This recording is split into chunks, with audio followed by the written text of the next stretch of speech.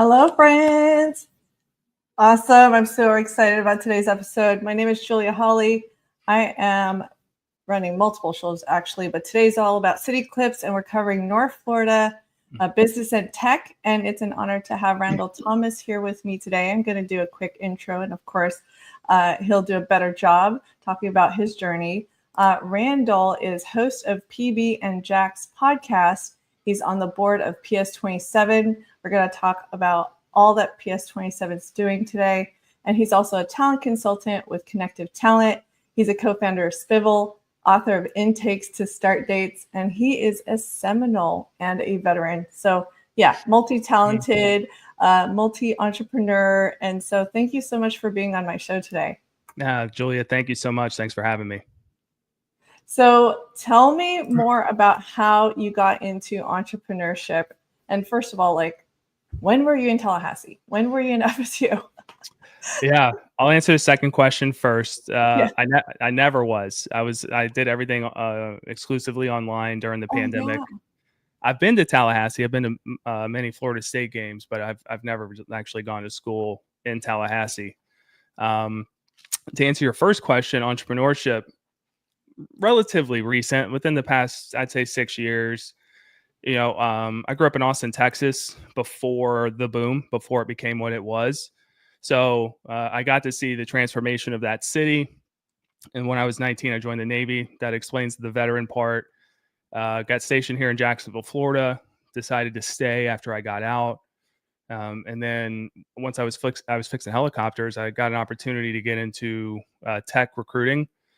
So I took the leap there, learned a little bit about the business side, about tech, about relationships, about product building, got a little entrepreneur focused, and started to dive into a couple of efforts. I was approached to become the co-founder of Spivel, which I did, which in some capacity led me to PS27. And in PS27, I've been dealing with a lot of private equity companies, a lot of startups. And so the journey's been kind of all over the place, but I'm happy that it's brought me to where I am. It sounds like a lot of fun, though. It's been fun. There's no doubt. And there was a gentleman I met last year who really emphasized to me, hey man, even with this startup, you've never done it before. It may work, it may not work. At the end of the day, your life won't change if it doesn't. So just try to find a way to have fun with the process. And that was really good advice. So every person I meet, every conversation I have, I really try to just embrace it and enjoy it and know that the world's about pivoting. So you meet somebody today, it might not be for that specific thing. It might be something that comes back around down the road. So how did you get involved with PS27? Yeah, kind of a full circle moment. I'm really glad I did. So a couple years back, PS27 put on a joint venture show. It was a pitch style show where 5 companies came up and pitched their startup to a group of judges. And then there was a crowd, there was a DJ. It was very high energy. It was a really good show. Great turnout. One of the companies that pitched happened to be my best friend, Shedrick Williams. He was pitching his company, CapShare. And we got through it. And there was another company that won, and they were great. And then afterwards, everybody kind of mingled, and I met the judges. I met Jim Stallings. One of the judges was Jordan Walker. So Jordan Walker I met, and he's become a really good friend of mine. As a matter of fact, he's on the board of Spivel now. Jordan was on the board at PS27.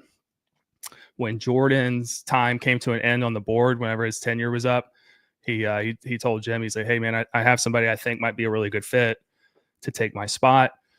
So I met, I met with Jim. I met with a lot of the board. I met with a couple of the members. We all felt it was a good fit. That's how I joined. That's awesome. You guys have a great board. It's hard to put together effective boards. We really do. I mean, and it's from all different walks of life too. We've got people that are in the finance world, in the education space, in the entrepreneurship space, in the consulting space. So we've really spread it out so that we can make sure that we're capturing all the different angles, and everybody's so deserving, and there's, they're where they're supposed to be. And thankfully we have everybody, and we can collectively move forward. Tomorrow just happens to be our in-person board meeting. So being able to see everybody in person is going to be it's going to be a great treat. So why do you think entrepreneurship matters, especially in the North Florida area? Well, there's a lot of reasons.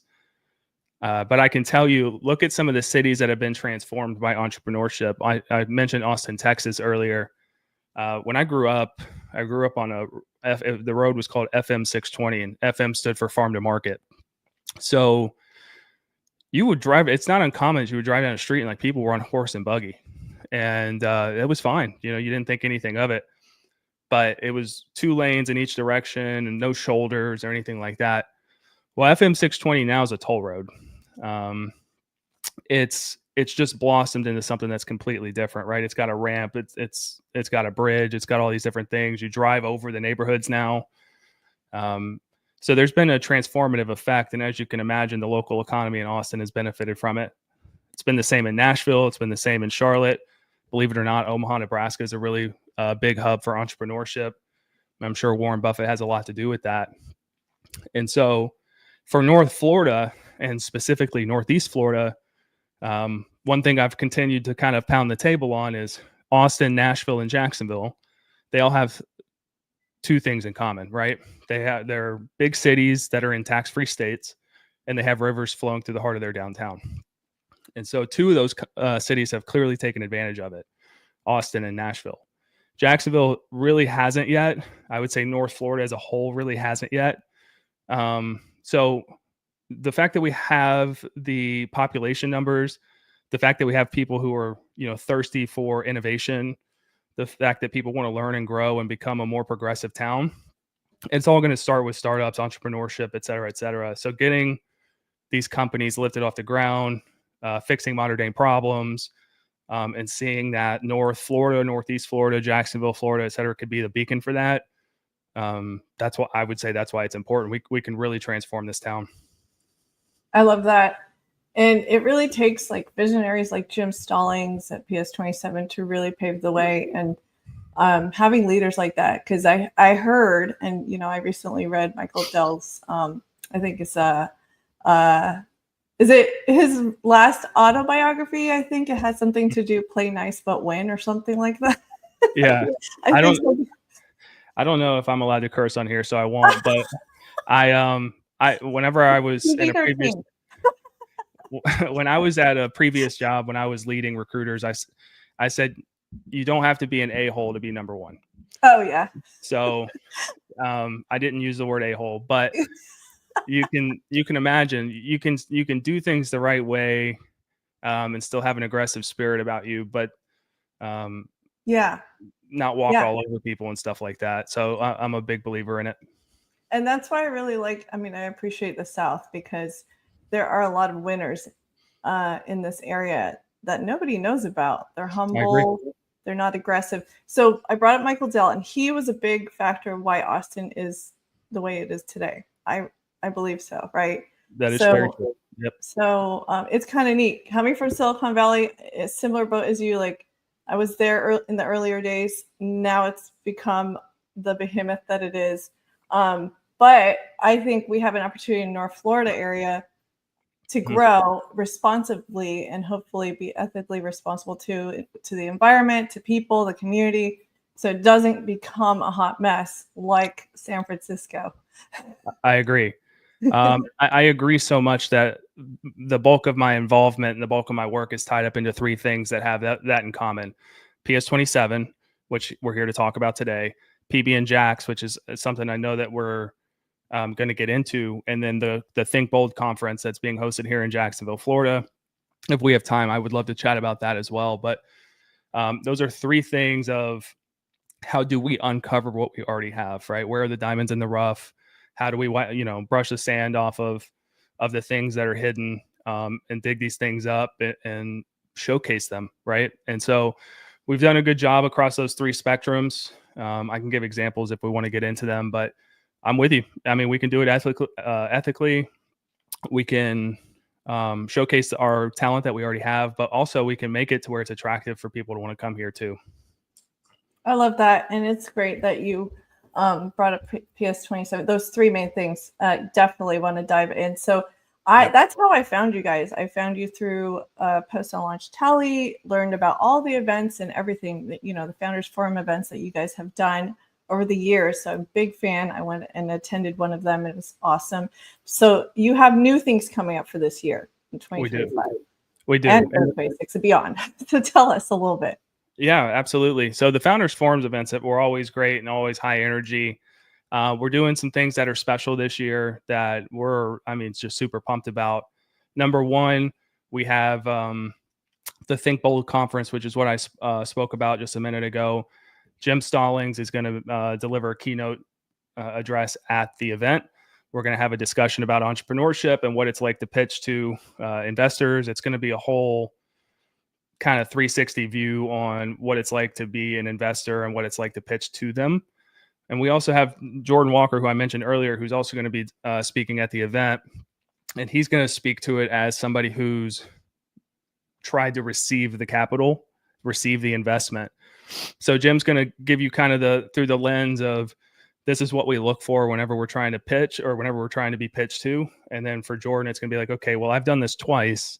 So this is what works. This is what you need to do. This is what investors care about.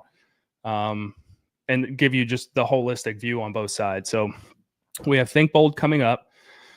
We have not locked in an exact thing yet, but I know for an absolute fact, we are going to be doing something for our veterans. Northeast Florida, we have Mayport, we have Naval Air Station Jacksonville, we have Kings Bay in South Georgia. So we're a heavy veteran community, and we want to make sure that we're putting our focus towards them. And then lastly, which is the big one, is the PS27 Entrepreneurship Awards. We're pretty jacked up about that. So think about it exactly like the Oscars. It's going to be a black tie event, red carpet. There's going to be categories. There's going to be nominees. There's going to be winners. The winners are going to be announced. They're going to be surprised. Hopefully they get up there and they tear up and deliver a heartfelt speech. But if you kind of see what you like whenever you watch the Oscars, like the formality of it, that's what we're bringing to Jacksonville with the Entrepreneurship Awards. We're going to do, the different awards are going to be through ecosystem, innovators, incubators, entrepreneurs of the year, small companies of the year, et cetera, et cetera. It's going to be a large event. We're really expecting it to be a footnote of the future. So we're going to start this. The first one's going to be on January 22nd of 26. And at that point, we expect to do it annual moving forward. So those are the big ones. And then, part of the board at PS27 is we have a programs committee and we have a fundraising and outreach committee. So the smaller events, the things that we can partner on, you're going to see a lot of that throughout the year, but those are going to be our three marquees. That's so exciting. I mean, events are a lot of work. And so you must have a lot of local support. Like I was able to find, more information on Think Bold. This is so impressive, the lineup that y'all have. Yeah, I know this is live. I hope they're watching. Troy McNair and Mo Henderson, those are the co-creators and co-founders of Think Bold. This is year 3. They're doing an absolutely incredible job trying to replicate. We've been talking about Austin earlier. They're trying to replicate South by Southwest here in Jacksonville, Florida. Cool. So a lot of this is based on local technology, local innovation, local culture. And you can tell by the keynotes, right? We got the president of the Jags. We've got Jim. We've got Brett Barish is the CEO of Sovereign Brands, which is responsible for like the Ace of Spades champagne. Cool. Lil Duval is obviously a very well-known comedian. Nat Ford's the CEO of JTA. I mean, the keynote list is incredible. And if you go back, or if you find a way to the speaker page, you'll see like Jordan Walker. You'll see the different fireside chats that they have listed. Right here. Yep. Yeah. So scroll down a little bit. Yep. So Jordan Walker's at the top left. So he's going to do a great job. And then they've got a couple of a collection of these folks here are going to do like panels and fireside chats. And then the top right, you'll see Randall Thomas. He's okay. So I'm less a speaker and more recently announced the official podcast of Think Bold. So Yeah. we're gonna have a studio in the green room, and we're gonna have sit down conversations with all of the keynotes and all the speakers, and not only provide the value to the audience while they're in attendance, but also through the content we post after the fact. So I mean, come on, it's gonna be great. That's so cool. So if you feel like you covered enough ground for PS27, I would love to ask you more about PB and Jax too. Yeah. If anything comes up on the PS27 front, man, I'm happy to come back around on it. Yeah. PB and Jax is my birth child. That's my baby. For a couple of years now, you were talking about how'd you get entrepreneur? How'd you get into it? You know, and the thing is I really just wanted Jacksonville to be a better connected unit. I think we're so disjointed. We're the country's largest city by landmass. And so there's people on the north side, there's people at the beach, there's people in Mandarin. And, we don't really care about what's going on in these different sectors. And so through my work at PS27 and, through my partnership with Think Bold and through my friendship with some people who have created companies, I began to realize like there's people in this town that really care. So I wanted to build something that we could really get into the weeds on who are our small businesses, who are our nonprofits, who are our movers and shakers. And my hope was to get like a heavily influenced person to do it. And I was really asking around trying to get some volunteers. We didn't really, get the momentum we wanted there. So I said, if I care about this enough, I'll just do it myself. So PB and Jax was born. Out of the gate, our main goal was to talk to small business owners for a multitude of reasons. One, I wanted to get extra eyeballs on what they're doing, right? If they've built great products or services, I want the city to know about it, and I want people to be more aware. Two, if there was a sticking point in their entrepreneurship journey, whenever they created their small business, if there was an opportunity that was more like a speed bump or an obstacle and they were able to clear it, I wanted them to kind of share how they did so. So if a future entrepreneur found their way into a similar situation, there was an episode for them to watch to be like, oh, okay, that's how they fixed it. That's how I'm going to fix it. Right. I thought there was a duty. I always feel this way. You're always supposed to leave something better than you found it. So if you're an entrepreneur and you've kind of come into some sticky situations and you found ways around them, I think it's a great thing for you to share how you did so that people don't have the same barrier of entry to launch their business. So we started with the small businesses. We really wanted to lay the groundwork for entrepreneurs to come in and see what our city was doing, but also areas of improvement. There was a really quick pivot to a lot of nonprofit work. I've been here 18 years and I really didn't know how much great work was going on in the city and in response to like the nonprofits. So I did a couple of tours. They really touched my soul. I said, man, if I haven't heard of you in 18 years, there's a lot of people here that haven't heard of you and they really need to. So we made a heavy pivot into nonprofits. We've definitely kept the small business association. And then we have, we speak to city leaders. I had a city councilman on last week. We just had Troy McNair on, who's launched Think Bold. And they're in year 3 of that journey. So we're still talking to people who are shaking trees and trying to make Jacksonville a better place. But we're at 2 episodes a week now. So in a perfect world, it would be a nonprofit and a small business every week. But sometimes we have to pivot. But for now, we did 150,000 impressions in December. Nice. I think Jacksonville was really excited about the fact that we were putting a spotlight on people doing great work, and there was a real buzz around it. And so far, so good. It's definitely been my baby. I'm very happy that we got that off the ground. Yeah. And that's what I love about doing these interviews. CityClips, obviously, I was thinking in terms of like, okay, I'm focusing on Tallahassee. I totally understand it's a smaller market.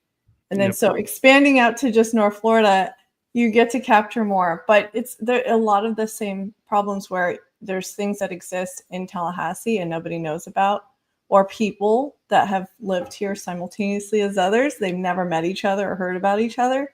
Yep. Same thing with nonprofits. So you're doing great work, and I'm excited to see, because I follow all the nearby markets and towns, because eventually at some point we're going to grow and expand towards each other. Yeah, I would pay close attention to Jacksonville. Not because I'm here, but the cranes are in the air, right? And like we're building, we got the Stadium of the Future deal signed. We've already broken ground on that. Nice. The University of Florida decided to open up a graduate school here. Saw and they that. broke ground on that. We just finished up the Emerald Trail. I mean, we are literally transforming in lifetime, very similarly to what I saw in Austin. So I think you're going to see a lot of people relocating here. It's a tax-free state. Jacksonville is relatively affordable to live. So I think people are going to start their businesses here, and just pay more attention to this particular city. People are going to migrate where they go, and Tallahassee might be next, but for the next, I'd say 5 to 10 years, I would put an emphasis on what's going on in Jacksonville. Yeah, I've seen that it's gotten a lot of recognition for like being one of the best cities to move to. Entrepreneurship friendly, tech friendly, that kind of thing. A lot of space. When I moved out here and I discovered that Jacksonville was the largest city in the country, I was like, what? And then, I was like, oh yeah, it's so huge going from one side of the city to the other. So there's so much room to grow into. It is enormous. I mean, if you go from one side to the other, without traffic, depending on where you're going from and to, it could take you an hour. It's ridiculous. So not only are we the largest city, but go 30 minutes south to St. Augustine, and then you got the oldest city. So there's plenty to see. That's cool. It's so fun. And I'm glad we started talking about Jacksonville because it made me think about PS27 again. One of the conversations I had with Jim Stallings, the CEO of PS27, we talked about my time in Austin, and he was excited about that I've seen both sides of the fence. But what resonated with me the whole time, and this speaks to Jim, this speaks to the entire board. PS27's motivated. They're a private equity company. They're going to invest in startups and they're going to try and get an ROI. But Jim and company are heavily motivated to make it all about Jacksonville.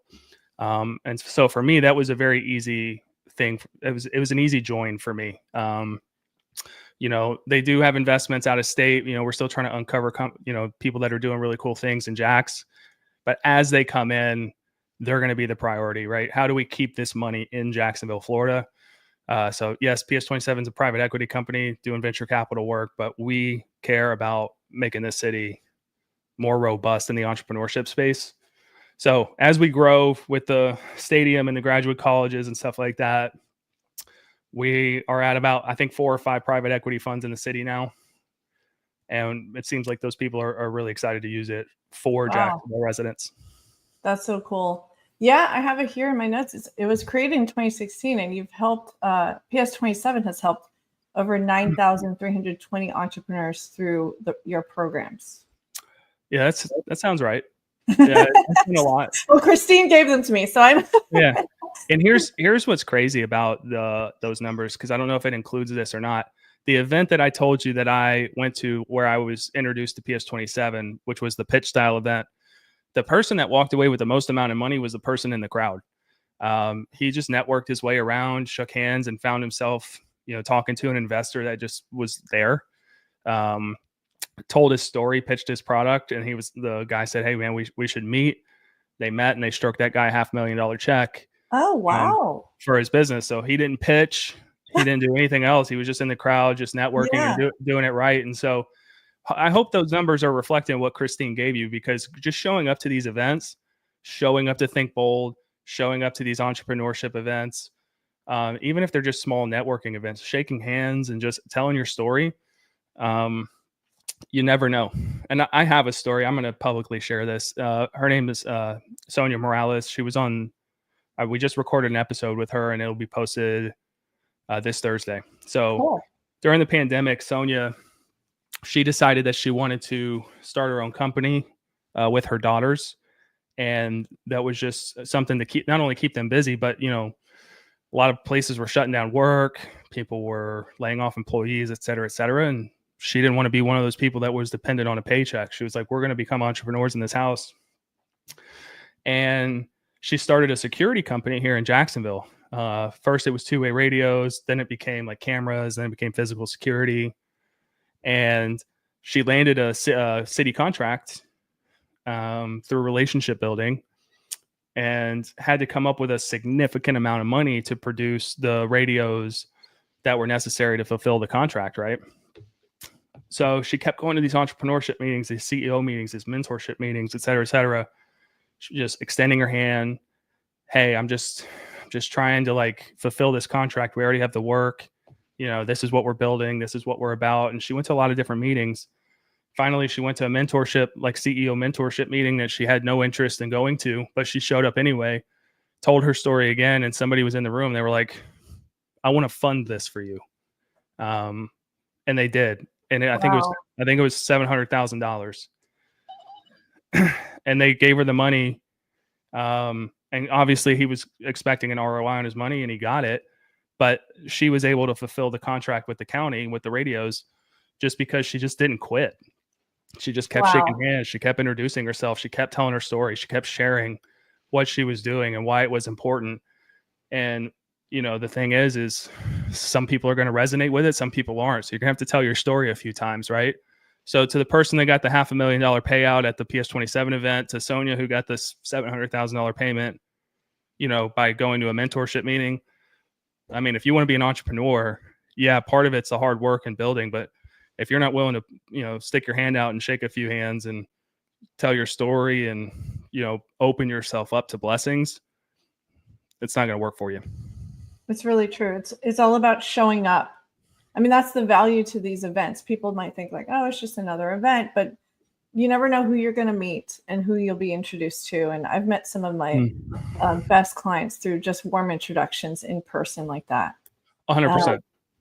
And I know we're coming up on time, so I wanted to give you another chance if there's anything you'd like to close out with and conclude with before we end the show. Absolutely. I will tell you this, based on the story I just told, Think Bold is no different. You know, Jim Stallings and Jordan Walker are going to be giving presentations on entrepreneurship. You would be, if you're in the entrepreneurship space, you'd be a fool not to go. I need to reiterate, sometimes it's not about the person that's on the stage doing the pitching. Sometimes it's who's in the crowd. So show up, shake hands, network your way around the city of Jacksonville.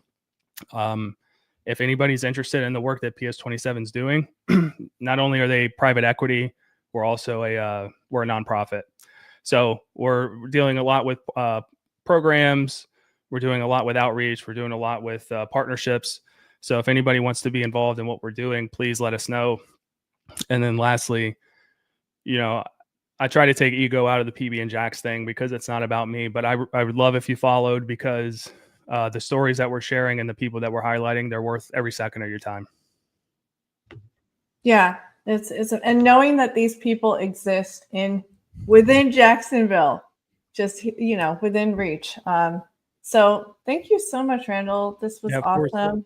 I know you're going to have to run. So for those of you who are watching or catching this episode later, you saw all his contact channels and everything like that. Reach out to me if you want to be a guest on my show to talk about everything you're doing for North Florida. We would love to hear from you.